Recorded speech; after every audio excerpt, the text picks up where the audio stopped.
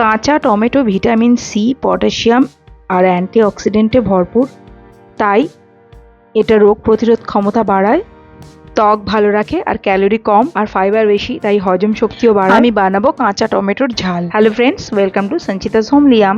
আমি এর জন্য নিয়ে নিয়েছি 4টে কাঁচা টমেটো, পাতলা পাতলা স্লাইস করে নিয়েছি, আর একটা আলু লম্বা লম্বা সরু সরু করে কেটে নিয়েছি।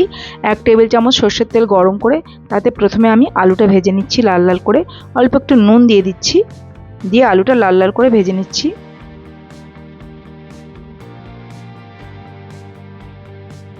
আলুটা লাল লাল করে ভাজা হয়ে গেছে, তুলে রেখে দিচ্ছি।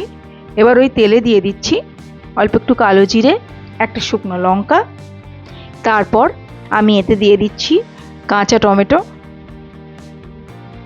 দিয়ে আমি 1 মিনিট হাই ফ্লেমে ভাজা ভাজা করে নিচ্ছি টমেটোটা।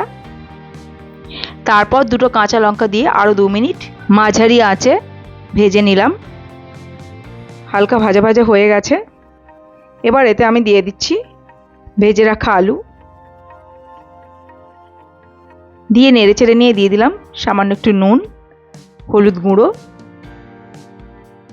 দিয়ে নেড়ে চেড়ে মিশিয়ে নিলাম। তারপর এতে আমি দিয়ে দিলাম সর্ষে বাটা। আমি 1 টেবিল চামচ কালো সর্ষে সামান্য নুন আর কাঁচা লঙ্কা দিয়ে বেটে রেখেছিলাম, তাতে অল্প জল মিশিয়ে আমি সেটা দিয়ে দিলাম কড়াইতে। তারপর নেড়ে চেড়ে মিশিয়ে নিয়ে তারপর দিয়ে দিচ্ছি সামান্য একটু কাশ্মীরি লাল লঙ্কা গুঁড়ো, জাস্ট কালারটা ভালো আনার জন্য। তারপর নেড়ে চেড়ে মিশিয়ে নিয়ে ঢেকে আমি লো ফ্লেমে 7 থেকে 8 মিনিটের জন্য রান্না করে নেব। মাঝে একবার নেড়ে চেড়ে দেবেন।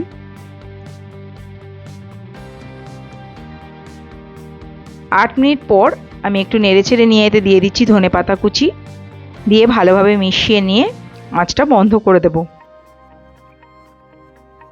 তৈরি হয়ে গেছে আমাদের কাঁচা টমেটোর ঝাল। গরম ভাতের সঙ্গে পরিবেশন করবেন, যেমন মুখরোচক তেমনি উপকারীও। অনেক ধন্যবাদ পুরো ভিডিওটা দেখার জন্য। ভালো থাকবেন। আমি আবার হাজির হয়ে যাব অন্য একটি রেসিপি নিয়ে। নমস্কার।